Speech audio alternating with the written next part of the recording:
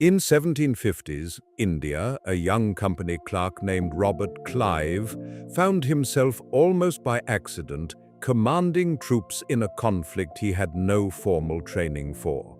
Contemporary accounts describe him as strikingly calm under circumstances that unraveled far more experienced officers, not because nothing affected him, but because he had, by necessity, trained himself out of the habit of reacting to every setback as a crisis. Whatever else history says about the era he operated in, that specific discipline, the refusal to let every event trigger an immediate emotional response, is Stoic to its core. It's the same habit Marcus Aurelius wrote about in his private notebook 6 centuries earlier.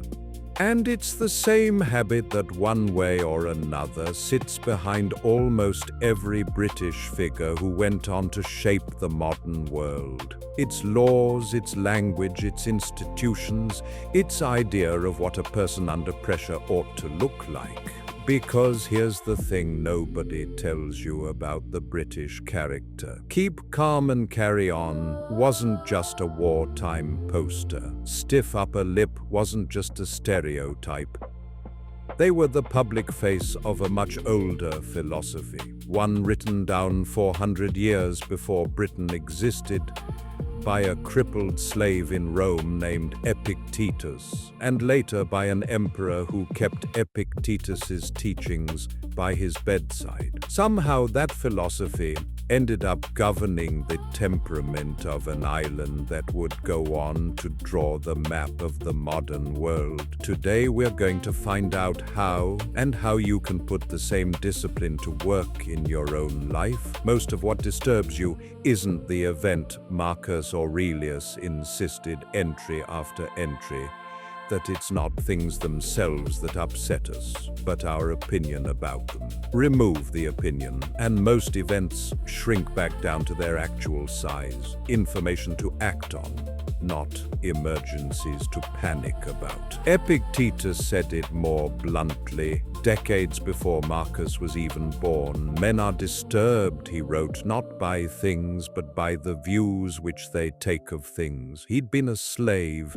He knew, better than most philosophers who ever lived, the difference between what happens to you and what you allow it to do to you. That distinction between the event and your judgment of the event is the entire foundation of Stoic practice. Everything else is built on top of it. Robert Clive didn't have the luxury of feeling like the ground was collapsing every time a report came in that the enemy had reinforced or a supply line had failed.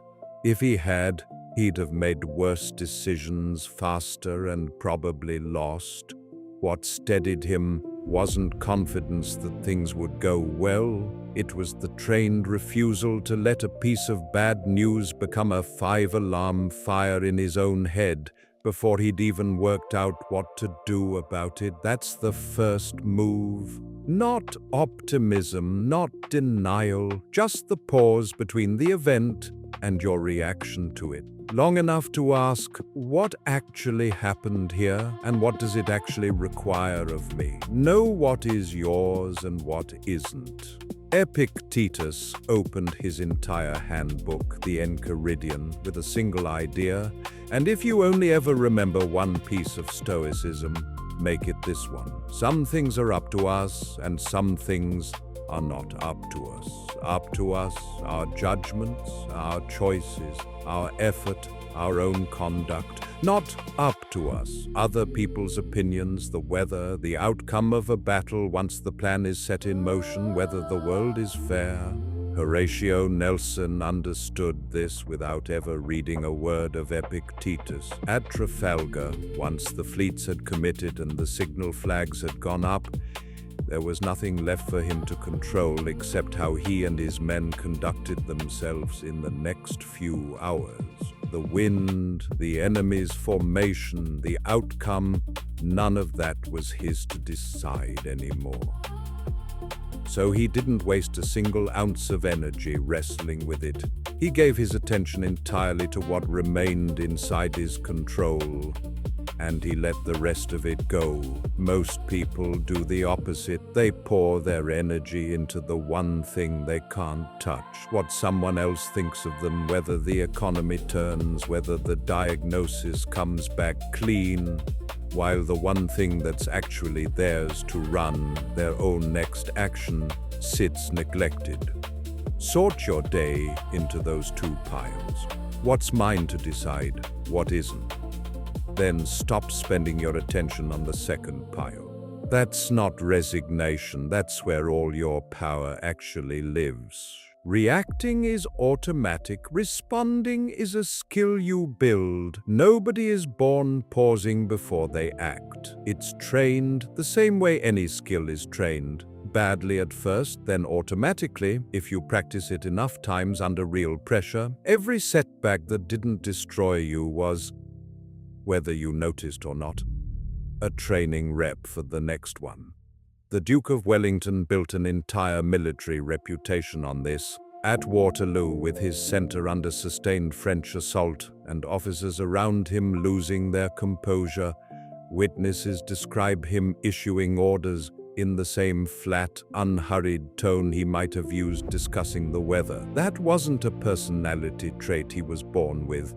It was decades of campaigns in India and the peninsula, each one sanding down the reflex to panic a little further, until what was left underneath was something closer to instinct. You are doing the same training right now, whether you intend to or not. Every difficult email, every piece of bad news, every moment where your first instinct is to spiral, that's a rep. The question is only whether you're training the reflex to react or training the discipline to respond. Epictetus called this prosoche, sustained attention to your own mind, watching your first impressions before you act on them. It's unglamorous. It's also the entire difference between Wellington at Waterloo and a man who panics the first time the plan goes sideways. Keep calm and carry on wasn't a slogan, it was a method. By the time you get to the Blitz, this discipline had stopped being the property of generals and become deliberately a national posture. Keep calm and carry on was printed as a contingency measure.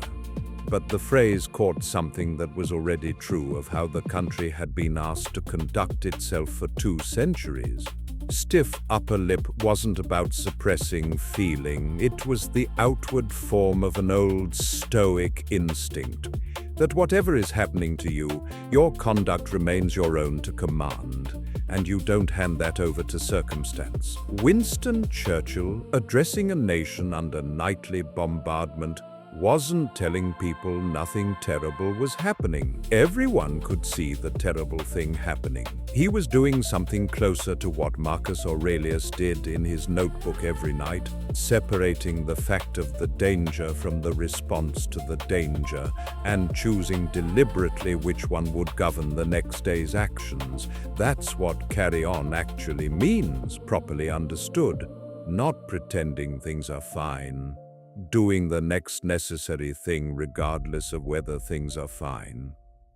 The men who built the railways, wrote the common law, ran the civil service, and negotiated the treaties that still shape international relations today weren't unshaken because nothing shook them. They were unshaken because they had generation after generation practiced the same pause Epictetus described in a Roman lecture hall 2,000 years before any of them were born. It's not too dramatic to say that discipline, however imperfectly and however controversially applied across an empire, is one of the quiet reasons the modern world runs on the institutions, language, and legal instincts it does today. The goal isn't to feel less, it's to act better while feeling it. This is the part people get wrong most often, And it's worth being precise about because it's the part that actually changes how you live. Stoicism doesn't ask you to stop feeling fear, frustration, or grief. It asks you to stop letting those feelings make your decisions for you. Feel it fully. Decide separately. Epictetus wasn't a man without feeling. He was a former slave who had every reason to carry rage for the rest of his life. What he taught wasn't the absence of emotion. It was the refusal to let emotion sit in the driver's seat. Marcus Aurelius, ruling an empire while burying children and fighting plagues on the frontier, wasn't numb either. He wrote his notebook precisely because he wasn't numb, because he needed every single night to talk himself back down from the feeling into the decision. That's the whole practice, stripped down to its simplest form. Notice the feeling, name it if it helps, then ask separately, calmly, given this feeling, what is the next right action? Not what would make the feeling go away fastest. What is actually correct? Do that. The stiff upper lip was never about having no lip at all. It was about the lip staying steady long enough for the hand underneath it to keep working. The habit of reacting to everything feels protective, like vigilance, like caring. Most of the time it's just noise, spending your energy on alarm instead of on the next right action. Marcus Aurelius spent a lifetime training himself out of that habit. Epictetus taught it from nothing, having lost everything a man could lose. Nelson, Wellington, Churchill, different centuries, different battles, same discipline, worn differently depending on the age.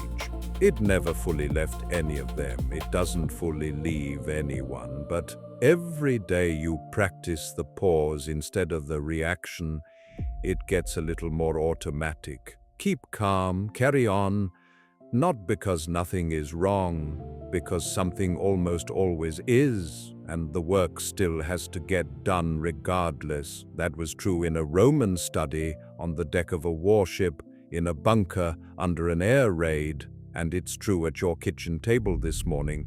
If this helped you see it differently, hit subscribe.